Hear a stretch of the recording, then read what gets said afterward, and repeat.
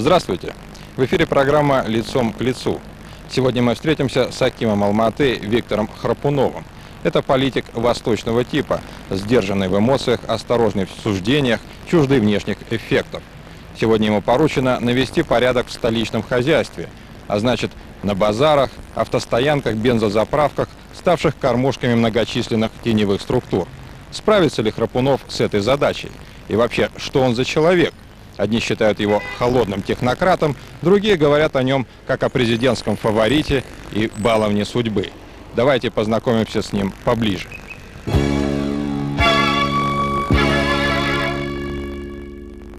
Вы ни разу не были замешаны ни в каких скандалах, темных историях.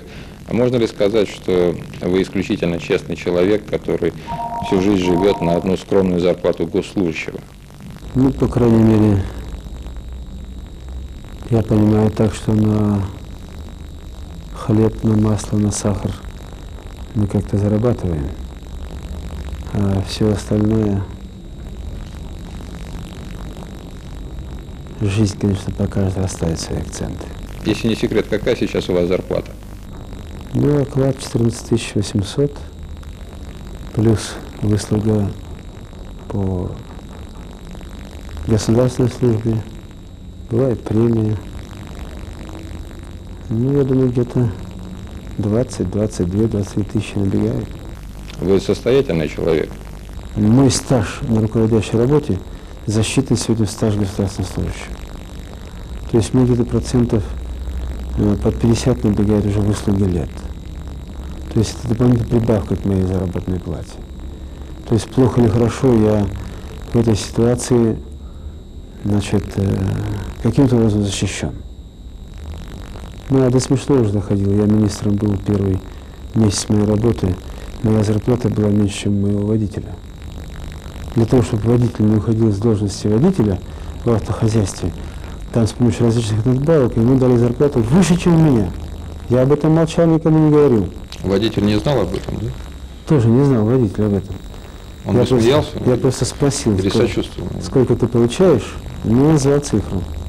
А я для себя отметил, что моя зарплата меньше, чем водителя. Это был 95-й год. Но единственное моральное осознание того, что морально я, значит, великий, я министр Республики Казахстан. Ну и вот я говорю, буквально за 2 года очень большие сдвиги в этом плане были сделаны нашим государством. В прошлом году в одной из столичных газет прошла информация о том, что у вас родился сын в Швейцарии. Почему именно в Швейцарии? Могу опровергнуть эту информацию. В Швейцарии сын не рождался. Родился действительно в прошлом году. Сейчас ему вот 24 августа будет 10 месяцев. То есть он родился в Алмате? Не в Алмате. Или просто не в Алмате, но не в Швейцарии? Не в Швейцарии, да. Значит, и сейчас я считаю, что это вот тот подарок судьбы, который является действительно подарком. Как его зовут? Даниэль. Сегодня вообще вас материальные проблемы волнуют? Ну, если честно сказать, конечно, волнует. То есть ваша жена зарабатывает больше вас? Ну, вы знаете, что она имеет свое дело. Она бизнесмен, известный. Значит, ну, своя телекомпания. Значит, конечно, побольше меня зарабатывает. А акции у вас есть какие-нибудь? Нет, акций никаких нет. Как вы относитесь к тем тысячам людей на улицах Алматы, которые просят милостыню? Я всегда с пониманием относился и отношусь. Если, положим, человек действительно немощный и просит подаяния, то люди должны быть милосердны. Нужно делиться тем, что у тебя есть. Вы сами подаете иногда? Бывает. А когда смотришь на человека, он здоровый и может сам зарабатывать, а протягивает руку, но больше, чем сожаление, он не вызывает, по крайней мере, у меня. Я всегда в таких случаях говорю, нужно работать.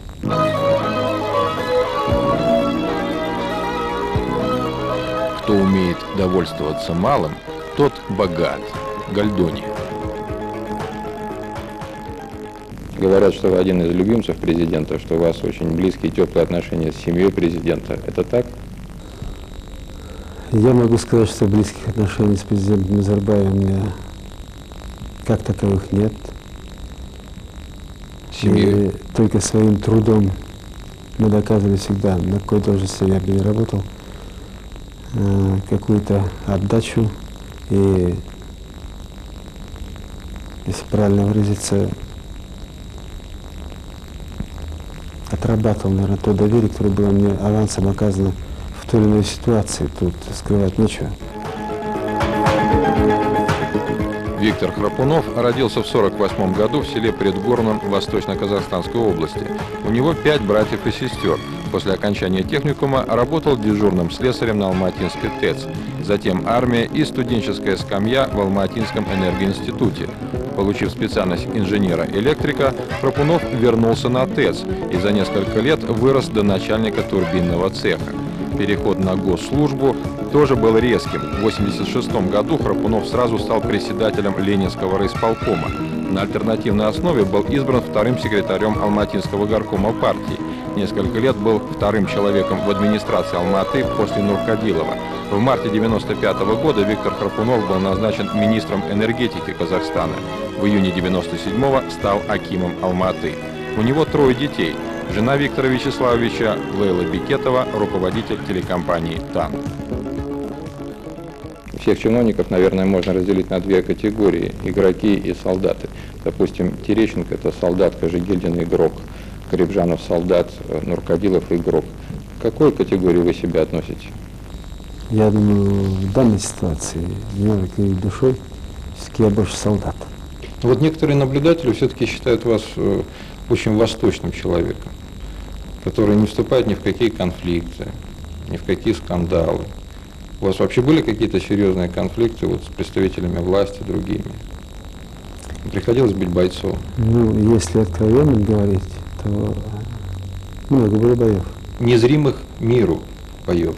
Очень много боев было, я однозначно могу сказать. И тот, кто со мной работает, я работал раньше и сейчас, тот понимает, что я говорю и какой смысл я себя вкладываю. Вы никогда не обращались, допустим, к помощи средств массовой информации для того, чтобы утвердить какие-то свои позиции в конфликте с другими? Нет, я считаю, что мы всегда доказывали делами. Если даже взять конфликтную ситуацию, которая возникала у нас и с министром сельского хозяйства, помните, мы, в принципе, разрешили, нашли пути решения этого вопроса. И очень много было, даже не хочу говорить. У вас было много боев, но мало врагов. Или у вас есть враги все-таки? Я думаю, что ни один человек не обходится без врагов. Причем враги такого принципиального плана, не личные, а люди, которые вы ущемили чьи-то интересы.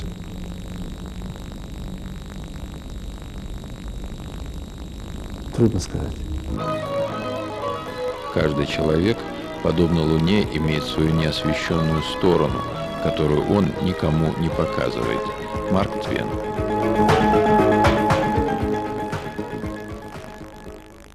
Я могу сказать, что не только взятки предлагали, и угрозы сыпались, и расправиться и со мной, и с моими детьми. Этих людей сейчас здесь нет. В тот момент я, конечно, болезненно пережил все эти моменты. На каком посту вы тогда находились? Я тогда был первым замом акима города Алматы. То есть это было при Нуркадилове? Да, при Нуркадилове это. То есть этот пост оказался самым рискованным в этом отношении, да? Слишком много, я считаю, интересов сходится В у Алмате. многих людей в той или иной точке. Это вполне естественно. Вы знали, кто вам угрожает, Да, это же кто было... вам предлагает. Вот Все как было. мы сейчас с вами говорим, так мне было сказано. То есть игра была в открытую. В открытую, вот как я говорю, мы с вами сидим, так мы сидели. Значит, эти люди были настолько в себе уверены, что их не привлекут за это к ответственности, что вы не обратитесь в компетентные органы. Ну, насколько я понимаю, вот сейчас даю оценку всем этим деяниям, то они просто были, видимо, уверены в том, что, во-первых, я спортсмен, во-вторых, конечно, я не пойду где-то жаловаться потому что разговор протекал такой, который нельзя было приобщить и каким-то образом привлечь их, потому что я всего один. Поэтому... А сегодня все же прекрасно понимают, кто ко мне приходит, кто со мной говорит. А спортсмен вы имеете в виду, что? Ну, во-первых, я могу постоять за себя в любой ситуации. Говорят, на всякого спортсмена есть дурак с пистолетом. Есть, нет проблем, я понимаю прекрасно. То есть, наверное, люди, которые с вами говорили, там речь не шла о рукопашной схватке. Там серьезные люди, видимо, были. Ну, по крайней мере, вы правы. А если не секрет, что требовали? Вообще, что требует вот от зама акима? Ему угрожают, идут на преступления, по сути. Ведь и на заме акима тоже определенный круг вопросов закрывается, который может ущемить интересы того или иного человека, той или иной компании. К примеру, вот сейчас ведет строительство жилья, у акимата нет денег. Единственная возможность получить для старушек и стариков жилплощадь при представлении земельного участка без сноса. 10-12% он должен отдать. Естественно, у каждого, кто строит, возникает вопрос, а как же можно не отдать? А зам акима, когда этим вопросом ведает, он требует, отдай. А если взять, положим, дом площадью 3000 квадратных метров, 12%, 360 квадратных метров нужно отдать. А каждый квадратный метр от 600 до 800 долларов. 360 умножить даже на 600, трижды 6, 18, то вполне естественно, у каждого возникает вопрос, а зачем же отдавать-то?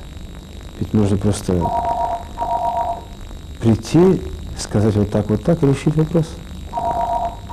И целый ряд вопросов вы прекрасно понимаете. Вот сейчас вы стали акимом, у вас более безопасная ситуация. То есть на вас как на заместителя вот так вот давили. Я просто могу сказать, что ситуация сейчас в корне изменилась. Тот год и этот год. Пусть я повторюсь, но действительно так. То есть теневая экономика менее сильная стала? Ну, я бы не сказал, что теневая экономика менее сильная. Менее наглая? Я просто сравниваю должность, положим, сегодняшнего акима и вчерашнего заместителя акима города Алматы, то сегодня это не в пользу акима города Алматы. Теневая экономика не стала слабее. Ну вот так, чтобы прийти и диктовать акиму какие-то условия, грозить ему, его близким. По крайней мере, сегодня есть определенные сложности. И с тех именно времен, с 93-93 года, и появилась, наверное, охрана акимов.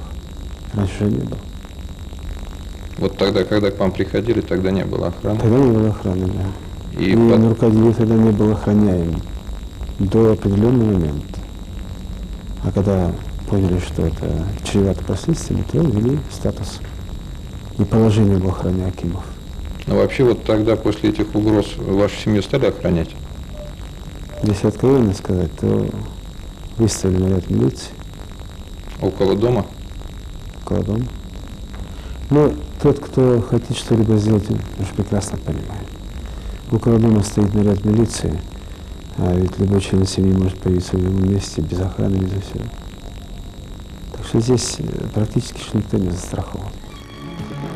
Мужество состоит не в том, чтобы преодолевать опасность, а в том, чтобы встречать ее с открытыми глазами.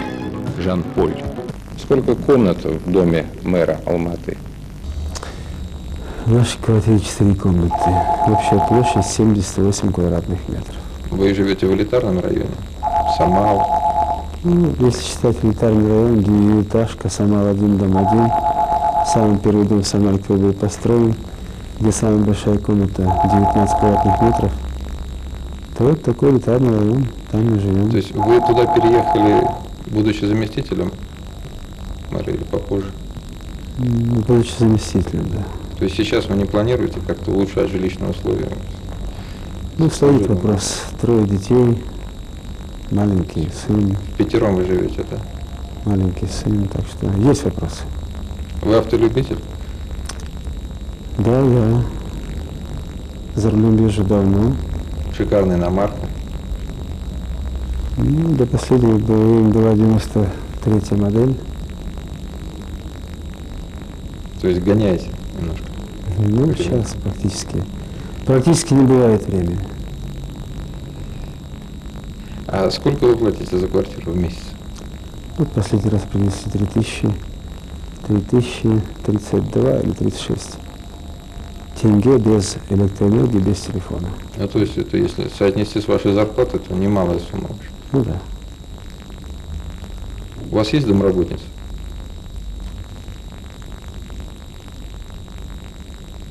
В квартире нет. То есть просто кто-то приходит, да? Ну, в принципе, вот сегодня с малышом надо заниматься, родители занимаются чаще всего. Но бывают такие моменты, когда вот на месяц принимали, так сказать, няню для того, чтобы она могла позаниматься. Ну, к сожалению. А Не все кто получается. вот ходит в семье там на базар, в магазин, там, в сберкассу? Ну, до последнего времени мы с Лилой сами ходили. Вас узнают На базар на постоянно. улицах вот в такие? А сейчас невозможно стало ходить после назначения Акима. А что, есть уже горький опыт? Нет, ты просто приходишь и сразу возгласы для нового Акима города Алматы, пожалуйста, пожалуйста. То есть есть определенный дискомфорт в связи с этим просто. Пожалуйста, в смысле бесплатно или пожалуйста, в смысле... Нет, не бесплатно, так звучит, слышите ж как? Бесплатно никто ничего не дает, тем более Акиму Алматы. Благородный муж понимает долг, низкий понимает выгоду. Мэн Цзы. Вы увлекаетесь поэзией. Не могли бы вы прочитать несколько любимых строк?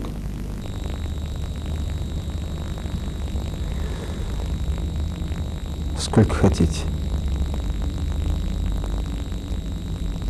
Расул Гамзатов. Великолепное стихотворение. Тебя я помучил немало. Как вспомню, ни ночь, ни дня со мной ты покоя не знала. Прости, мое сердце меня. Это маленький куплет. Или еще один очень хороший стих, это же поэт. Пускай любовь небес касаясь, из женщин делает богинь. Пускай горит огню на зависть, и песню вновь сложит, и песню сложит вновь. Аминь. Это молитва о любви. Ну, слова. Пускай любовь горит огню на зависть. Ну, что может быть выше огня в этом плане? Любовь он ставит выше огня. Я хотел вам задать вопрос, счастливый ли вы человек, но когда вы заговорили о своем младшем сыне, я понял, что это вопрос вроде как лишний. Оно и так понятно. Это правильно? Михаил, по крайней мере, я не жалуюсь на свою судьбу, и я безмерно счастлив, что у меня есть такой ребенок, что у нас есть такой с Лилой ребенок. Это что-то невероятное. Это действительно, наверное, в таком возрасте приходят совершенно другие чувства к детям.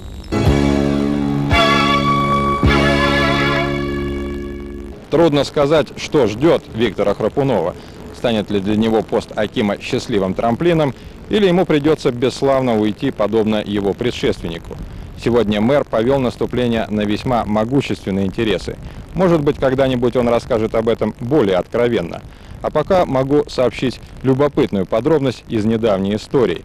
Бизнесменом, который предлагал Храпунову крупную сумму и угрожал членам его семьи, был президент корпорации «Крамс», а ныне процветающий калининградский предприниматель Виктор Тё.